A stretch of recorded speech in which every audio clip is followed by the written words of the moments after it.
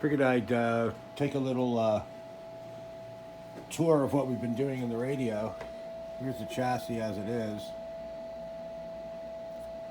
We took out all of the paper caps, obviously. They're over here, I believe. See if we can find them. They're right here. They're in the top layer. The top layer. Those are all out of the radio. They're beauties. Remove the paper cap. Shotgun. Every paper cap, don't even test it. After that, of course, the electrolytics. Over here we have a couple of them that they stuffed over here. Let me turn this down. Let me just volume control. These are two extra filter caps. It was originally a can cap and a clamp. We drilled out the rivet and replaced it with a terminal strip and put the two caps separately. And over here is a main supply.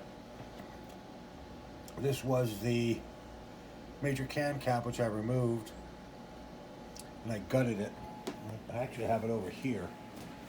I wanted to see what was going on in it, so I soaked it with, doused it with acetone. This is the inside of a filter cap. So we'll bring the exposure down a little bit. That's what it looks like. That's a paper towel, paper roll. I tried to dig it out. That didn't happen. So I put it next to the window because of the fumes. Got to go back over here. So the solution on the filter caps, we'll take a piece of perf board and replace all the caps and put the ballast resistors in. They mounted that in there. They're feeding this bus over here. I want to be careful because it's live. And I graffitied all the different voltages. There's a negative 50 volts, 187 volts, there's a 250 B plus here, and then again a 50 volt bias that then goes over to here. This is the voltage divider for the bias for the grids. That had to be re-resistored to get it to work right. But this thing over here, it wasn't reading the correct voltages. It's a voltage divider, and it wasn't reading the 250, 187. There's also a 200 volt lead. This capacitor over here is 200 volts. And I wasn't reading it properly because the resistors were all off.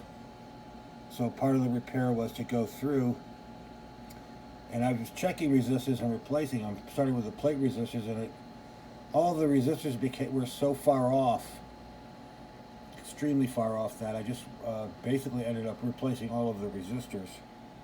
There's a few original ones in there. This is the tone control. But after recapping, I had to go through to the resistors. Over here, there's a few left. There's a 100K right there. Those might have to get replaced. There's one down here. I don't think you can see it or not. It's 100K. It's way deep in there. That's off. I got to replace that. I had to go way deep into here. There's a resistor down there. Anyway, I had to re-resistor everything in the end, and recap it and re-resistor it. This coils here. Two of these, I'm going to zoom in on that.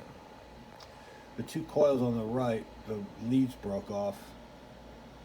So I had to dig them out, you know, the routine, dig them out, make sure you don't pull the wire off. And then I used cement, Gorilla Glue, to re-secure them.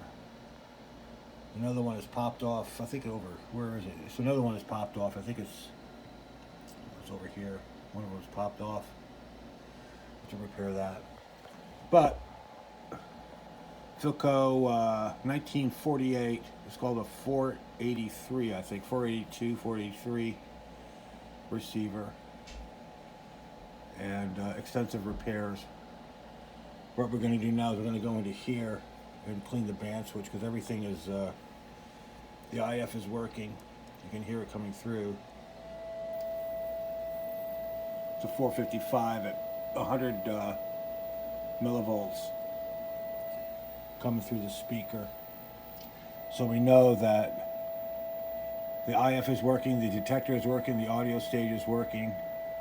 But now we got to go into work into this section here, cleaning it, to see if we can get the front end to get the radios coming through. Then we can align it up.